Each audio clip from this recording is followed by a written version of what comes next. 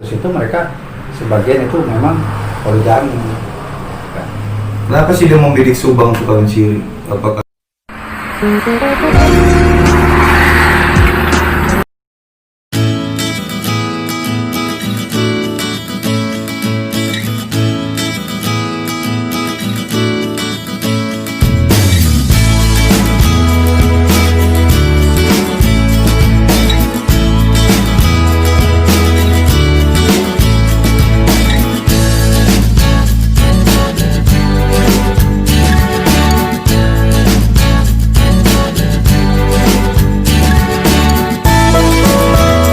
Kawin siri itu kan sebenarnya hanya persoalan istilah.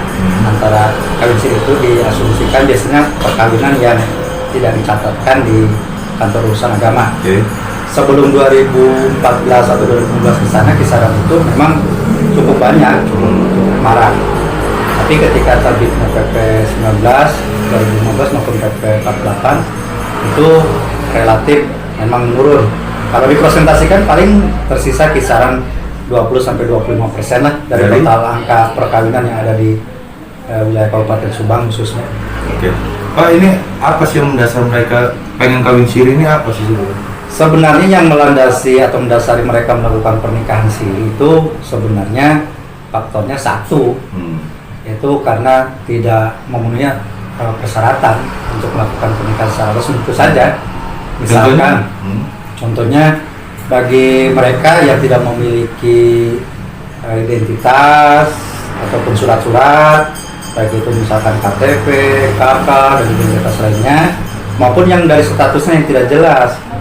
Yang tidak jelas itu misalkan ketika seseorang melakukan perceraian, tapi tidak dilakukan secara resmi di pengadilan, itu kan mereka otomatis sudah memiliki akta cerai.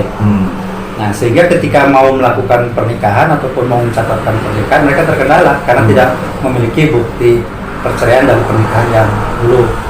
Atau juga mungkin dia ada masalah secara personal pribadi, misalkan pernikahan itu karena dia poligami, misalkan itu. Sebenarnya dia belum cerai tapi dia bisa nikah lagi gitu, itu bisa nggak? Ini belum cerai dia dengan istri pertama. Ya itu yang dimaksud dengan tadi, yang dimaksud dengan istilahnya poligami terselubung lah. Poligami terselubung. Ya, poligami terselubung. Biasanya kan mereka yang nikah siri itu kebanyakan memang dari situ. Orang yang melakukan pernikahan yang kedua, tapi dia tidak mampu menunjukkan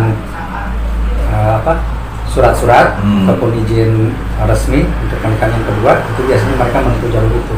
Banyak nggak poligami terselubung sebenarnya? Kalau yang dikatakan tadi dari total pernikahan siri, mungkin setengah dari pernikahan siri biasanya poligami terselubung itu. Pak, ini gimana dengan nasib anak-anaknya? Nah, ini kalau persoalan administrasi kependudukan, biasanya kan kita yang disebut tadi tahu ataupun mengetahui itu bukan berarti kita tahu atau memberikan izin ataupun membolehkan, tapi biasanya kita tahu itu setelah tadi ada orang yang mengurus administrasi kependudukan.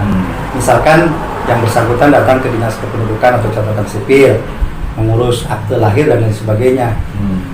Nah, biasanya karena mereka tidak bisa menunjukkan bukti-bukti tadi perkawinan dan sebagainya untuk mengurus akta lahir anaknya, biasanya oleh Disduk akan diminta datang ke KUA, minta surat keterangan. Otomatis kita juga tahu berarti yang bersangkutan memang nikahnya siri ataupun mudah sih orang kawin siri ini.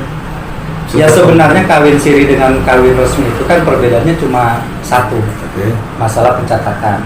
Yang dicatatkan di lembaran negara dan yang tidak. Nah, kalau yang siri ini ya sama seperti nikah yang resmi. Artinya walaupun siri, orang itu ya tetap harus memenuhi syarat dan rukunnya, terutama rukun pernikahannya. Misalkan kedua mempelai, calon suami calon istri, juga kemudian wali, para saksi, dan juga ijab kabul.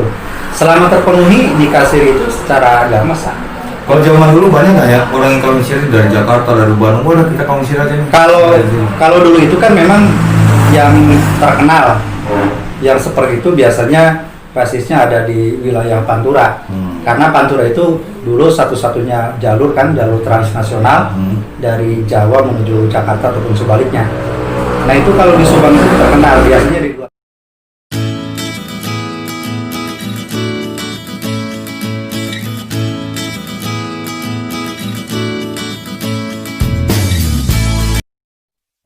Thank you.